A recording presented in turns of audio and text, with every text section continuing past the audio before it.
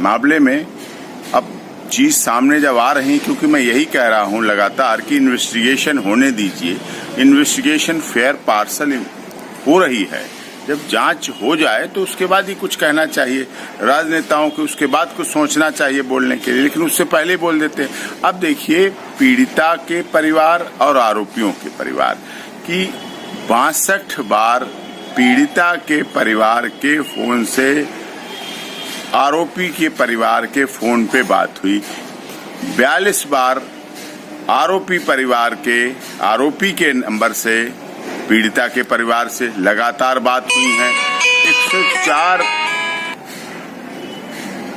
104 बार call आदान प्रदान हुआ है। 5.5 घंटे लगभग बातें हुई हैं इस दौरान, इस सब में। तो इस बात को SC/ST एक्ट लगाने से पहले इस बात पर तो नजर रखना चाहिए, इस बात पर तो सोचना चाहिए कि क्या संबंध रहे हैं, किस तरह के संबंध रहे। और ये सबसे बड़ी महत्वपूर्ण बात है, कॉल की लोकेशन चंदवा थाना ही है, टावर वहीं का थाना बता रहा है, घर भी दोनों के पास पास है, पीड़ित परिवार का और आरोपियों का परिवार के घर। आरोपी परिवार जो संदीप है उसका घर भी पास है, उसका भी घर पास है। घर पास पास होते हुए फोन पे बात करना, ये किस तरफ इशारा कर रहे हैं, ये किस तरफ की बात कर रहे हैं, ये क्या कह रहे हैं? साफ दृष्टि से कहीं न कहीं प्रेम संबंध का ये मामला रहा है, अफेयर का मामला रहा है, और उसकी वजह से ये सब इस तरह केस को तूल दिया गया। और यही बात सामने आ रही, वहां के गांव के लोग भी कह रहे हैं, गांव के गवाह भी कह रहे हैं, प्रत्यक्षदर्शी भी कह रहे हैं, मां के जो पीड़िता की मां है उसके बयानों में भी ये बात साफ तौर पर आई है कि जब उसने रोका तो तार में उलझ गई लड़की जाके, और उसका जो भाई था संदीप से उसके मारपीट हुई, झगड़ा हुआ इस बात को लेके कि अफेयर पे रोक लगाए। और इसी बात को जो संदीप 2 हैं, एक संदीप पीड़िता का भाई भी है, एक संदीप आरोपी भी है, उसके साथ की बात, साथ में 3 लोग और लपेट दिए गए, तीनों को और उसमें अरेस्ट किया गया।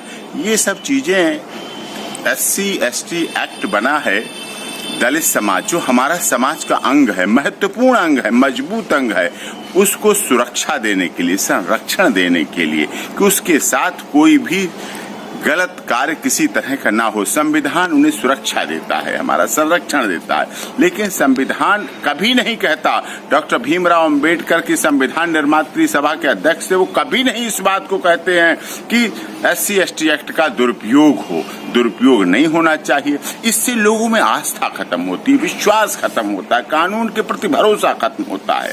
और माननीय उत्तर प्रदेश के मुख्यमंत्री योगी जी ने इस भरोसे को कायम करने के लिए ही SP, SSP, डिप्टी SP और जो निम्न अधिकारी थे उनको सस्पेंड किया, तुरंत SIT गठित की।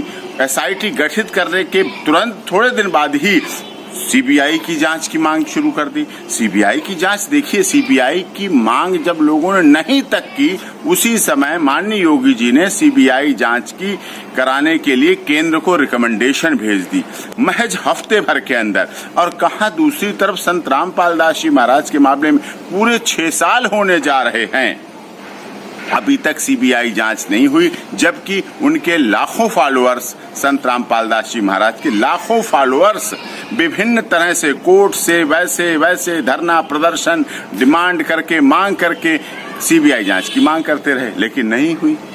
सुशांत राजपूत में 2 महीने लग गए, बिहार सरकार, महाराष्ट्र सरकार और सबको CBI जांच की मांग करते हुए, तब कहीं CBI जांच की। तो CBI जांच पारदर्शी संस्था है, सेंट्रल ब्यूरो ऑफ इन्वेस्टिगेशन हमारी मजबूत संस्था है, मजबूत इन्वेस्टिगेशन एजेंसी, उस पर भरोसा करना चाहिए। नार्को टेस्ट कराया जाए।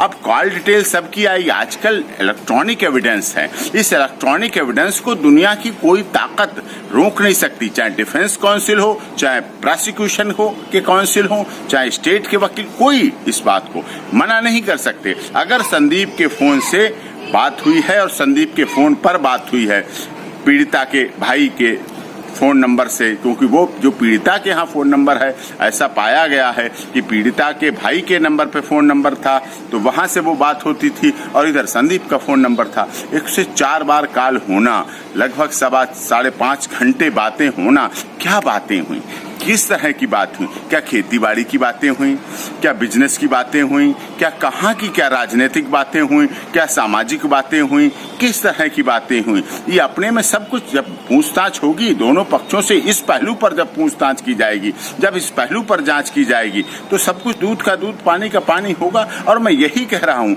जांच एजेंसियों पर भरोसा करिए, विश्वास करिए। हम भी कर रहे हैं, हम एक्यूज के लिए रिप्रेजेंट होते हैं, एक्यूज के ऑन बिहाफ आप बोल रहे हैं। माननीय राजा मानवेंद्र सिंह राजा साहब डूंगरपुर केंद्रीय मंत्री, अखिल भारतीय क्षत्रिय महासभा ने, सबने मिलके मुझे, अब उनके परिवार वालों ने, जो उनके परिवार वाले हैं, आरोपियों के परिवार वाले हैं, उनके भाई हैं, सबने अपॉइंट किया है।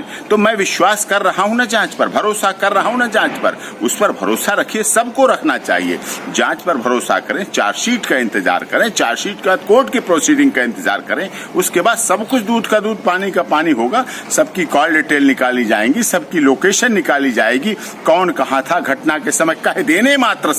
कह देने मात्र से राजनीति हो जाने से, राजनीतिकरण हो जाने से, या माननीय योगी जी की सरकार को गिराने के लिए 100 करोड़ फंडिंग हो जाने से केस पे फर्क पड़ता है। इसलिए इस तरह की बातों से बचना चाहिए। और इस तरह से आप एक केस को लेके अगर सरकार को अस्थिर करना चाहते हैं तो ये बिल्कुल गलत है, बिल्कुल गैर कानूनी है। केस को केस रहने दीजिए, केस को केस की तरह लड़िए, केस को केस की तरह प्रोसीडिंग होने दीजिए और इंतजार कीजिए। अदालत पर भरोसा कीजिए, उत्तर प्रदेश की न्यायपालिका पर भरोसा कीजिए, इलाहाबाद हाई कोर्ट पर भरोसा कीजिए। देखिए, इलाहाबाद हाई कोर्ट ने सो मोटो नोटिस लिया ना, एक्शन मांगा ना। सुप्रीम कोर्ट ने अभी कल माननीय सुप्रीम कोर्ट ने उस पर किया ना कि रिपोर्ट लाइए और विटनेस को प्रोटेक्शन दीजिए, गवाहों को प्रोटेक्शन दीजिए, ये सब कहा है ना। तो हो रहा है, होने दीजिए, इंतजार कीजिए, इतनी जल्दबाजी मत कीजिए आप।